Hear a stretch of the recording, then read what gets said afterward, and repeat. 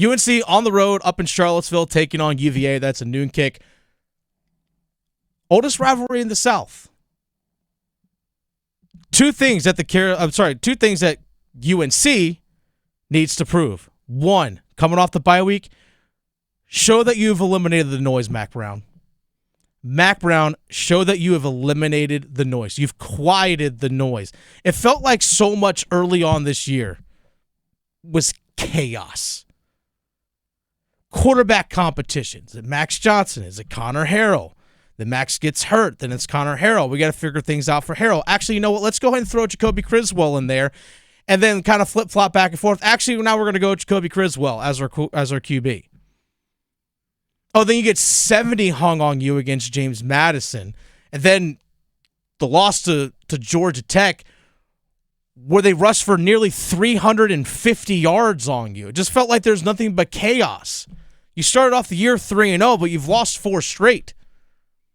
Have you quieted the noise? Have you steered the ship in the right direction, Mac Brown? You got to go on the road to UVA, who's 4-3 this season, they're trying to get things back up there correct in Charlottesville. Calandria, their quarterback, kind of an undersized guy, but it's got some moxie to him. Kind of feels like he's like the perfect college quarterback, I like to say, like your stereotypical. Yeah, that guy's a college quarterback, doesn't have a pro future, but the guy's going to make some highlights here at the college ranks. We remember last year when they run on the road to Virginia, got upset. We had Drake May and everyone else. Okay, can you right the ship? Speaking of defense and all the chunk plays that you've given up this season on defense, have you fixed things defensively in terms of your pass defense this week? I guess say during the off week.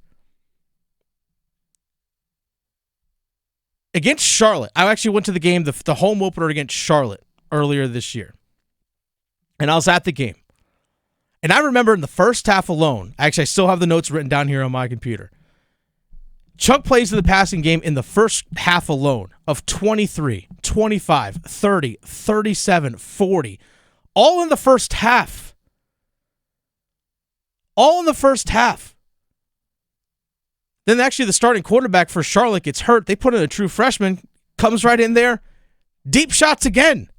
More chunk plays from the backup quarterback. It was a 34-yard pass play right at the beginning of the second half against Charlotte. That's a group of 5 school. I'm not saying Charlotte's, terrible team or anything like that, but it's not like Charlotte is a dominant group of 5s program. You let them come in and just put up big play after big play after big play. I mentioned the 70-point game against JMU already. Need I say more? Graham, I think that one just speaks for itself at that point. But you've constantly at UNC have allowed big play after big play after big play in the passing game. Now, I understand that Kamen Rucker's been hurt, who's supposed to be one of your top edge rushers and your top pass rushers on your team. I know he's been banged up, but still, have you fixed something on defense to not continue to give up all the yards that they have? And then also, like I mentioned against Georgia Tech, they ran for nearly 350 yards against you. And in Georgia Tech, that beat you at home when their starting quarterback, Haynes King, got hurt. Have you at least gotten to close to average defensively? I love their offense. I actually really do like UNC's offense quite a bit. I know Bryson Nesbitt is not playing the tight end. He's hurt, but Copenhaver's still a really good tight end. I like the speed that McCullum brings. And there's that guy, Omarion Hampton. Need I say more about him? He's just one of the best running backs in the entire country. Need I say more? So yeah, Mac Brown, have you quieted the noise around your program? And have you tightened things up defensively? I think Jacoby Criswell actually has played pretty well. He really has settled in as a starting quarterback.